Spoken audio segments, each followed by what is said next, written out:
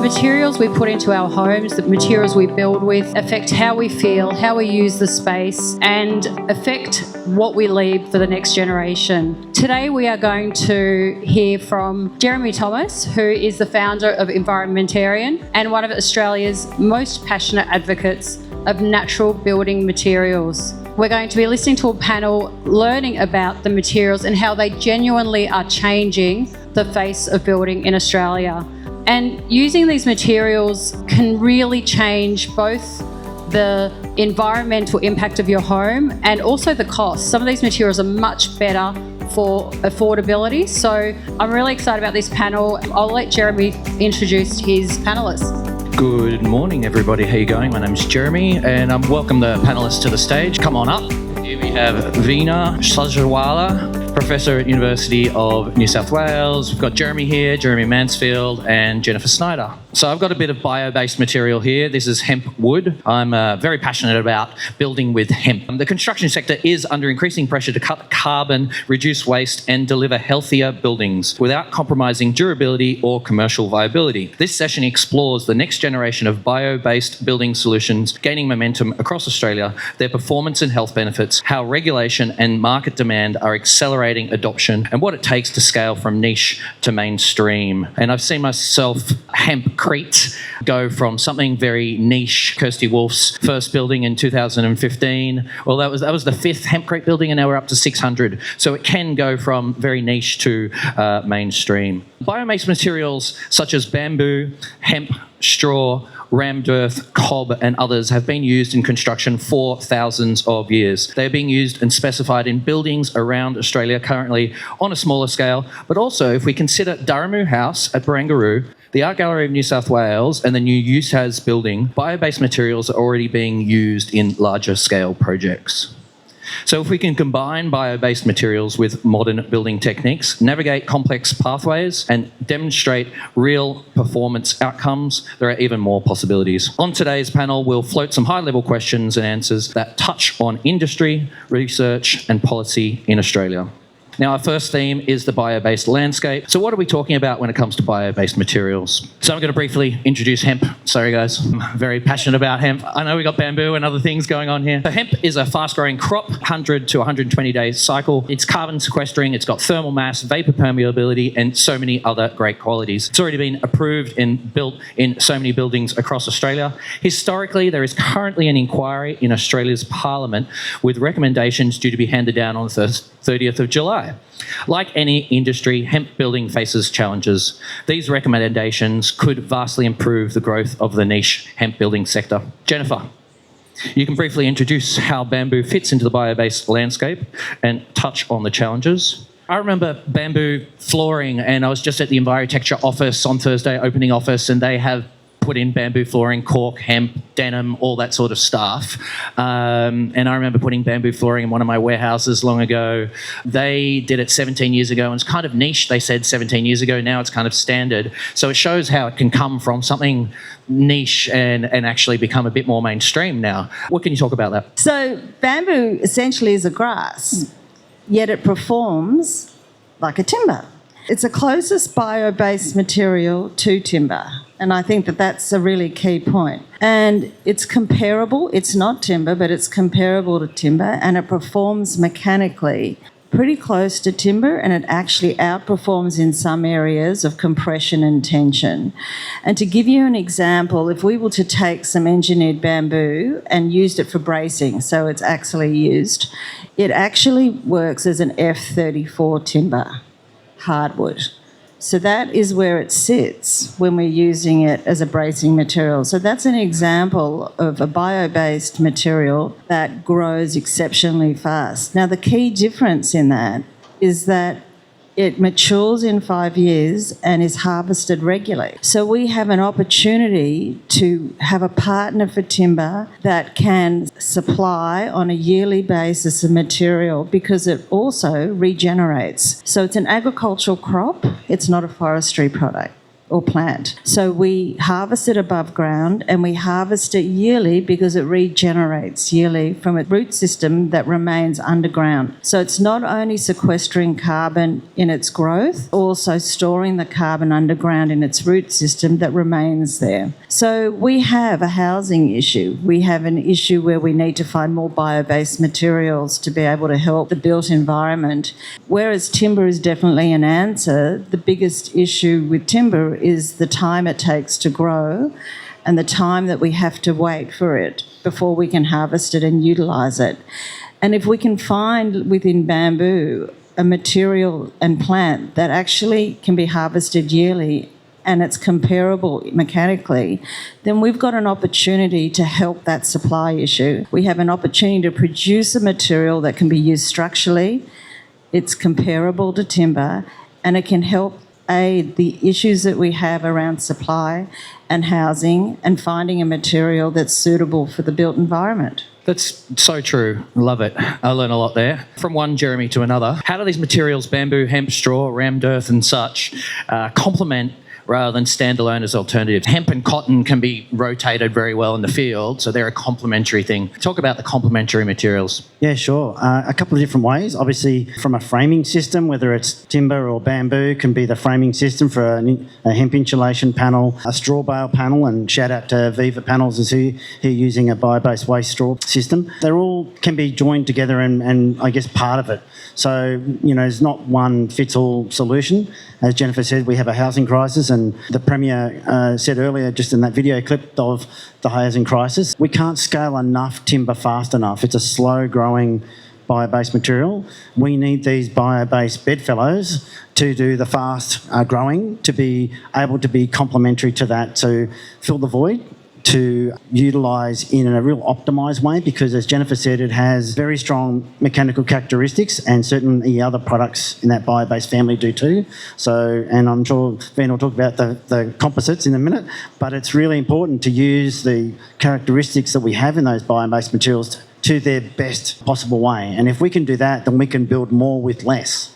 And I think that's the whole crux of this is, if we have not enough material, we're going to need to use the material we can use faster, smarter, and in ways that we haven't probably done before. Yeah, I love that. That whole sum of the parts type thing. You've really got that complementary components of different bio-based materials working with, non-bio-based materials. And that sort of leads me over to you, Veena. How do we get this on a sort of material sciences perspective? How do we use that science to get bio-based materials more into, let's say, mainstream construction? Yeah, look, with all of the products that we talk about in any application, building construction, one of them, but more broadly, if you think about all kinds of resources we have, when we talk about end-of-life materials, and so if we sort of say, well, there's more than enough waste resources in our ecosystem, but we don't see it as waste, how do we bring that back into remanufacturing?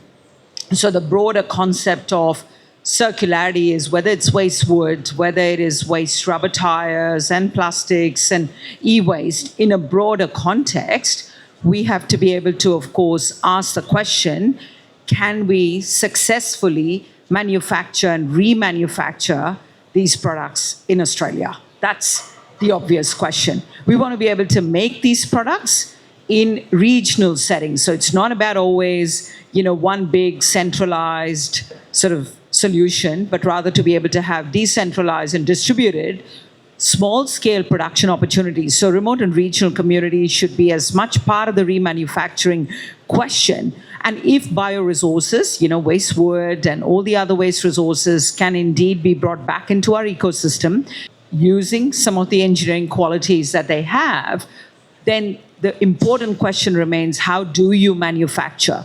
And so this is really what I think becomes that critical question, because of course it's got to have the right performance. You can't just say, well, I've got all of this waste wood, I'm going to use it, but from an end user perspective, I want to put them into flooring applications, for instance. How do I know it meets quality requirements and performance? What's the strength expectation, for example? And of course, this is why when we talk about some of the opportunities that we're creating with regional communities, with small-scale production opportunities in Australia, that comes right back to the fact that we are now creating local jobs. So it's about that entire ecosystem working for the benefit of community, and the kinds of products, to use some of these examples of where waste materials, waste wood included, as you can tell from the kinds of products we're making in basically our micro factories, is to be able to say, you can make high quality products. You can actually challenge the notion that manufacturing is something that can only be done on a large scale and it's always got to be on economies of scale. What we're saying is you can actually do it on economies of purpose. If the purpose is about making high performance products, then you've got to be able to do the science, do the tech, but the most important question is, does it fulfill the expectations of economies of purpose? Yeah, so it's reminding me of the denim insulation that Planet Protector are making. That's a waste denim product that's being turned into insulation bats, and they're scaling quite quickly, which is great to see, but that's an Australian company. And then, going back to the hemp industry, we do need $20 to $30 million to build a processing facility. If anyone's got that in their back pockets, feel free to chuck it over this way and I'll make sure it goes to the right people. So we're going to move on to compliance, performance, and real builds. So I touched a little bit on the real builds earlier, such as, I'm not sure if everyone's been to the new wing of the New South Wales Art Gallery, that massive rammed earth wall there. The UTAS building in Tasmania, so that's a forestry building built with hemp, which is pretty amazing. Durrag House over there at Barangaroo, that's all engineered timber. Jennifer, where do you see the engineered bamboo in projects in Australia? Have we started to use it? We have. Yes! Not enough, but we have. So there's some wonderful projects that I've been fortunate to be involved in. There's the Marvel, and just to name a few, Marvel Stadium in Melbourne, all the beams and the curved beams that were installed there were all engineered bamboo. Wonderful. We've got the Woolworths fit-outs in all their health areas in their supermarkets. Woolies. Go Woolies. Woolies are going bamboo. Then there's Chatswood Chase, but one of the largest projects that we've been working with, and actually Veena also worked on, was the First Nation building out at Badgerys Creek. So all the batten work and the flooring was bamboo, engineered bamboo. So that was a really lovely project to be. So it's all there, and I think part of the issue is that most people don't realise it is bamboo because it just looks like timber. So we need these big signages. But I think that just to share, because everyone's showing materials, I just thought I'd share this. Bring out the samples. The biggest problem with bamboo is when we talk of bamboo, everyone thinks a bamboo pole, which there's nothing wrong with a bamboo pole. It's fantastic. But this is also a bamboo pole. Oh, wow, look at that. Right? Just looks like a timber post. Exactly the same, and that's our point. Today, this is what bamboo can be and is for structural bamboo, and how this can be a partner and in that field. Yeah, I think what you said just then about having little signs that said this is bamboo, it would be very hard to tell that was bamboo. There's an architect group called Public Realm Lab, and they do public realm buildings, done a lot with Hempcrete, and they rendered over everything, and no one knows that it's hemp under there. So it's important to leave a little window, a little peephole, so people know what the actual material is made out of. What are the practical realities of getting bio-based materials approved, Jeremy? Well, just to that first point, on covering over some of these beautiful bio-based materials, in 2012, Forte was the first residential high-rise mass-engineered timber building in Melbourne, and most of it, if not almost all of it, was covered over because of the acceptance of residential market type things. I think the other thing for me, I'm looking at that journey, which I've been involved with for more than a decade, in that mass engineered timber, and you mentioned Damaroo, and I was involved with 25 King, which is a 10-storey mass engineered timber building. There was, at the time when they started in 2012, no standards in Australia. And in fact, the majority of mass engineered timber buildings in Australia have all been undertaken under what's called the performance-based approach in the National Construction Code. There is no Australian standard for mass engineered buildings, timber buildings back then. There is now up to 6 stories, up to 25 metres. But even then, most of them are still not using that deemed to satisfy minimum requirement approach. They're going and doing a performance solution, doing the evidence testing to validate the fire and structural integrity, and using an engineer to sign it off. we can see this going to emerge with new bio-based materials where they may not be in an Australian standard, there are international, it may not be in the National Construction Code, but a performance-based approach that allows you to use international standards and evidence of verification through testing to meet the requirements of standards and the code can enable the industry to move forward. And with that, every project helps to inform the next, etc. And I think over time, in the conversations I've had with Standards Australia, we can see the future where new standards may need to be in place, because if you're using more new optimised materials, whether it's engineered bamboo or some other hybrid materials, why would you want to comply with a standard that has maybe different characteristics of a material based on, you know, whether it's timber or other things? So you want to have a right size standard for that product. So I think that's going to be some of the transition bit. But in the meantime, there is a means by which we can learn by doing, do performance solutions and enable us to learn from each project and move forward from that way. Yeah, so just a little bit of analogy there. The performance solution creates the track, creates the path, and the more of those performance solutions widens that path. How do we get to the highway, though? Can we get it into the NCC? Can we get these bio-based materials into the NCC? And how does the role of research, testing and certification play, Veena? Yeah, look, I mean, totally agree, where Jeremy's talking about that, what kind of performance requirements first and foremost that you need to have. It's no point us kind of rushing into and saying, well, it's got to meet a certain code or it's got to meet a certain standard if we haven't actually done that testing and validation and putting it into practical applications as well, right? So let me use one example. In this particular case, bust out the samples, love it. Samples, these green ceramic tiles. So these have got a lot of waste glass in it. And of course, when we started doing a lot of this work, and this micro factory now is in Liverpool and Sydney, making these kinds of floor tiles. The reason why I'm sort of putting this up is people sort of assumed, well, it's a problem because, of course, how do you expect this to be meeting the health standards? Because let's sort of talk about anti-slip, fire rating. Let's put health also on that table in that conversation.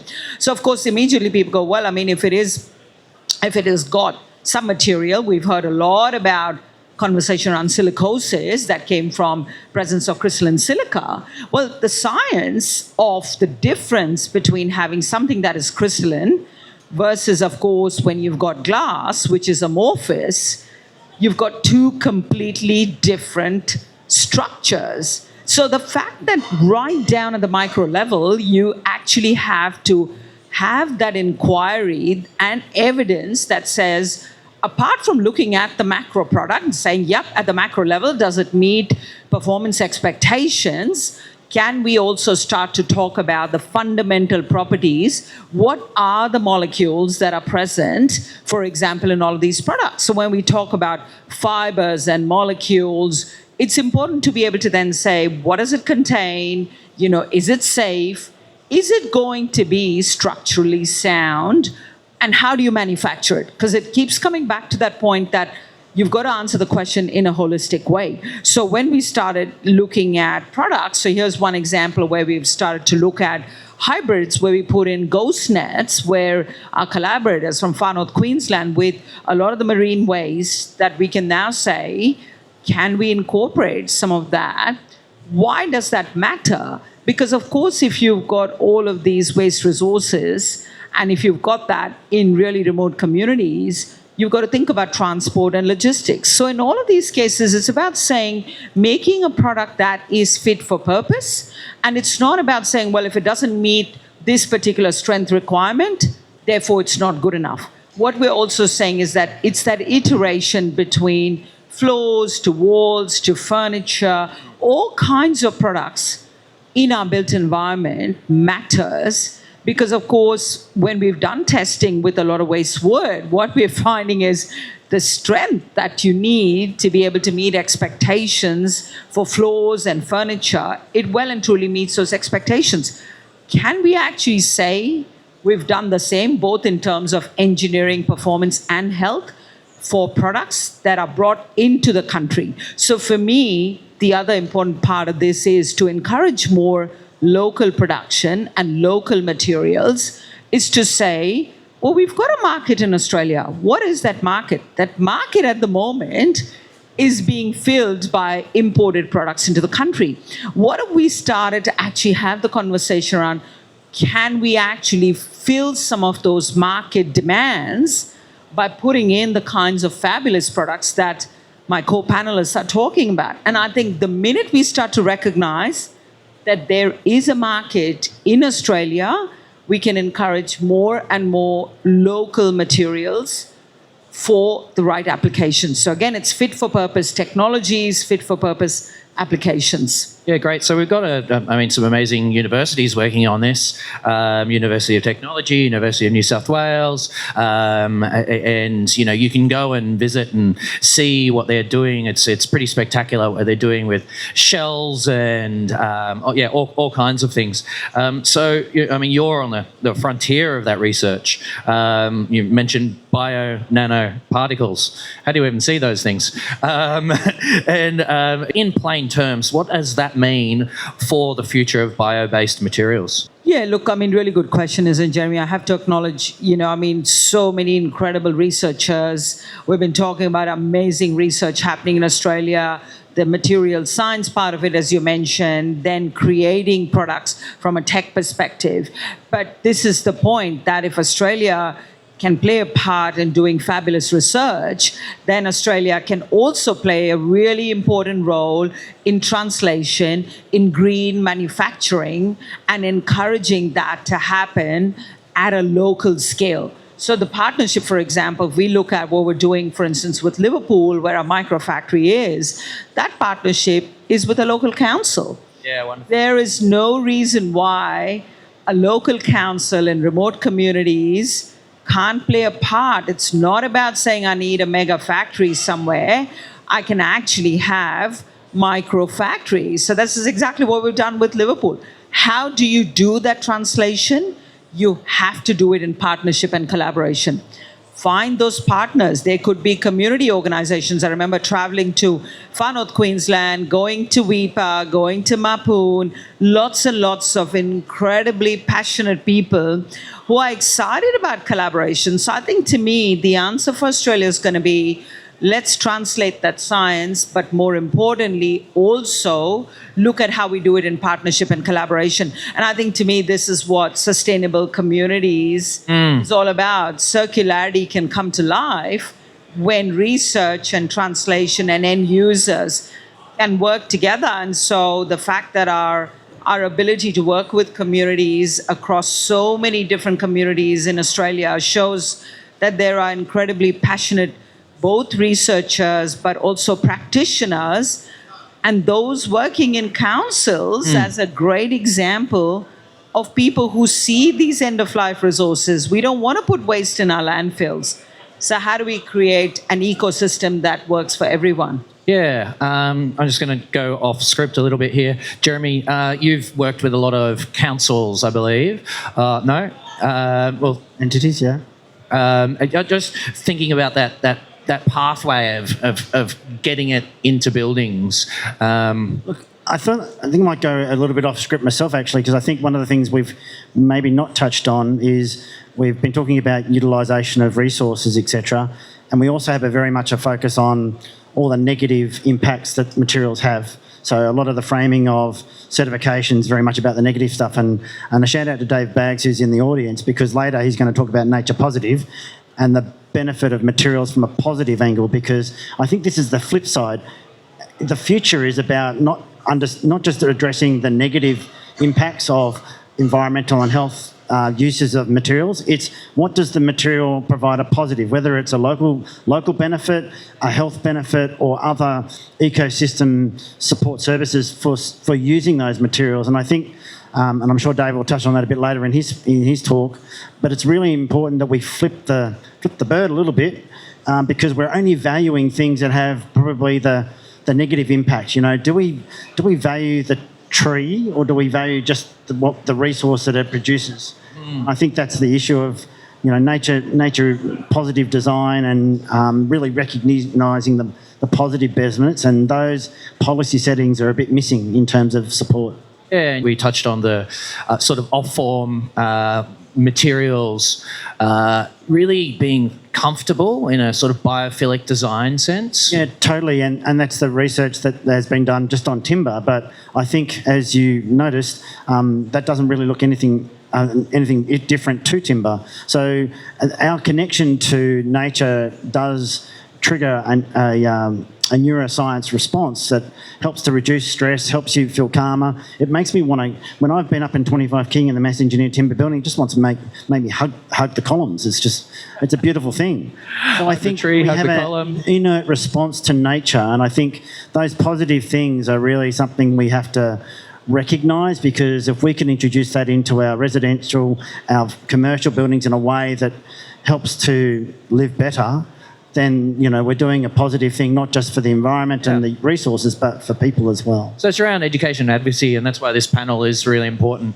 You know, we've got this idea of thinking off-form concrete is cool, but that was made cool by kind of architects sort of specifying it. Off-form hempcrete is one of these things that we can do. And so those decorative hempcrete walls are beautiful. You know, letting the natural materials shine is really important and can create that sense of calm in all kinds of spaces, and of course office spaces, introducing plants and all that biophilic design. We can see that in the Art Gallery in New South Wales, designed by the Tokyo architect Sanna, and the International House, Daramu House, Barangaroo, the other buildings that we've talked about. The Envirotecture office that I was at on Thursday night, they've done internal hempcrete walls with these curves. They're using the denim insulation, which is amazing too. They pulled out all their aluminium partitions. They recycled the aluminium. They kept the glass, and they used wood that they'd pulled out of local houses, and they transformed that wood into the uprights and reused the glass. They reused all the formwork from the hemp. So, you know, if you're thinking creatively, you can really reuse these materials. And, you know, when it comes to hempcrete, that goes back down to the earth. Bamboo will go back down to the earth. In exploring the bamboo world and understanding how it was working from an engineering point of view, lots of testing went on, and it was definitely, you know, Neil Thomas, the structural engineer that started Atelier One, the founder, always said to me, you know, bamboo's not timber, but it's comparable, and you design to the strength of the material.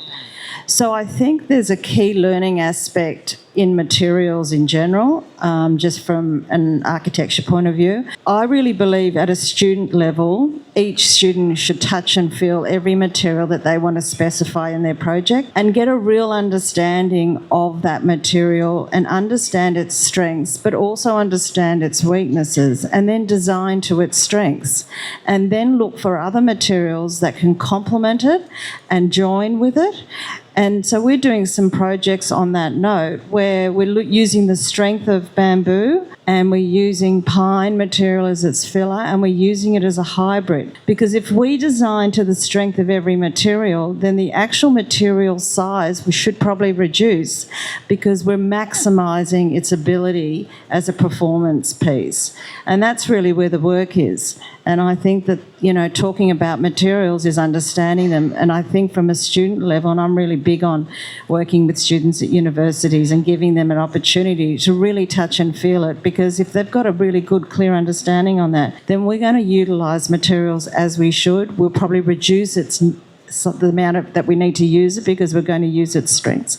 And let's combine them. You know, there's not one material that's an answer to anything, and we can really start to utilise that. Yeah, I love that. The student thing, I studied building design in COVID. When we finally got back to class, I was always bringing samples in, bits of wood, screws, other bits and pieces, because I had played with the materials, but a lot of the younger students hadn't touched those materials. And I think having that hands-on experience is really important.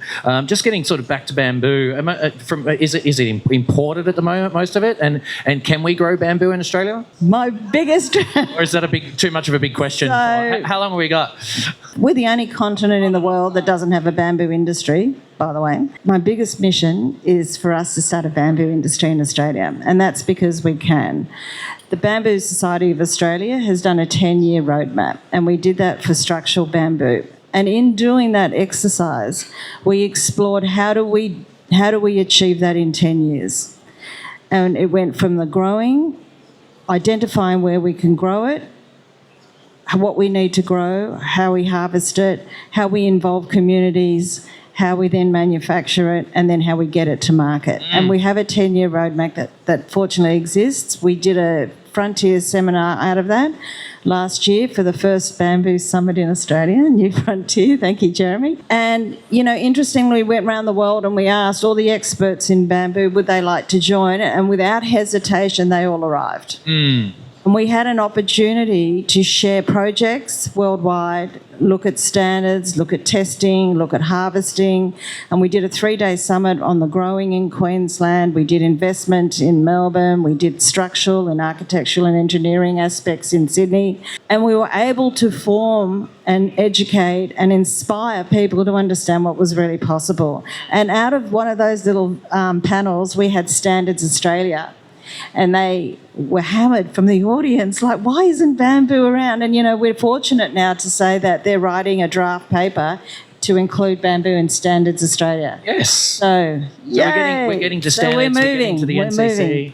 And I must say, these events, these panels are really important for the education advocacy. So a big thanks to Futurebuild for having us all here on the bio-based panel today. It's really, really amazing that we can deliver to a wider audience. But we are sort of coming to the end of our time. We could probably go and have lunch and talk about bio-based materials, and you're all welcome to join us. But we might as well just check does anyone have any questions around bio-based materials for the moment? Sorry, I came in on the end of the talk. So the off-gassing is only as good as its finish. So I don't know about bamboo. Or, what do you now advocate for finishing your bamboo products? You're talking about the VOCs and gases that come off. And other stuff. Right, so you're on plastic, whatever you're on. Whatever's underneath, you're on plastic on top. Oh, well, that's up to the specifier and what they choose to do. Like, we're concentrating on the manufacturing and the core product. So largely most of this engineered is 99% fibre of bamboo. The work is in the bioglues that are used, and that's really the new emerging thing. We produce materials with bioglues, so that there aren't the VOCs that exist, but the work is still in there because it doesn't perform structurally yet. So, and that's a worldwide issue, so that there's a lot of work around the bioglues and how that we use that. But I think that, adopting the material, of any material, the real innovators are striving for that complete circularity and to use that. So in terms of finishes and stuff like that, that's a different field. That's not my expertise, but I think there's a lot of work around that area as well that's going on. We've only got 1 minute, but I wanted to ask a question.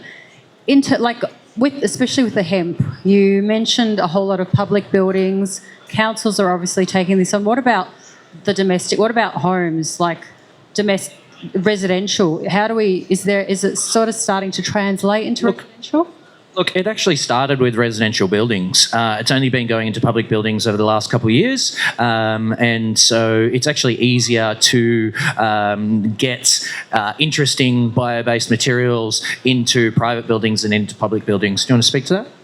Well, I was actually just going to raise the whole issue of the Hempcrete, the interlocking Hempcrete blocks that are now in the marketplace, because they are almost something that every project can use. Yeah. I'm not sure if they're load-bearing.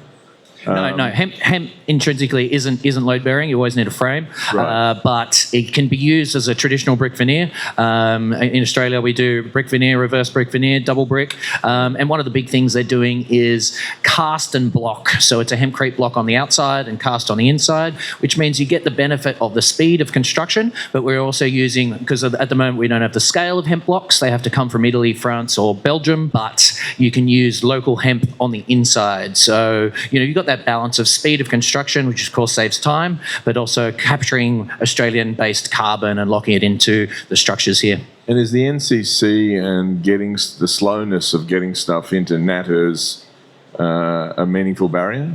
hemp did just get into bathics and nathas, as you can. It's on one of the drop downs now that you can pick. Yay! But as far as getting into the NCC, yes, it is a barrier. It is about that compliance pathway that we've got to use at the moment. And the more times we can specify natural building materials in general, then the more chance that the NCC will look at them more seriously and try to get them in. Dick Clark's been doing some fantastic work around that. We just got to keep going. I think it's probably just worth pointing out that products like hempcrete and natural insulations like wool, even earthwall and cob and so on, even though you can use them in the Natters tool, they're not adequately represented because one of the big pathways for thermal performance of these materials is actually the moisture migration, vapour net migration in and out. Latent heat of evaporation and condensation is a big part of their thermal performance, which is not tracked at all in Natters. Vapor permeability. Well, it's more than that. It depends on that, but it's about the thermal impact of that vapour migration through the wall, because it actually heats and cools the wall on the way in or the way out. Got one more question. I think we can take that last question. Hello, I've got a question in regards to interior fit-outs. So as you're obviously all aware, the constant churn of interior fit-outs, and including, for example, office fit-outs or retail, hotels. I've been working in hotels recently. How do you see the future of bio-based materials in that, in regards to Hemp blocks are perfect for that. So is bamboo.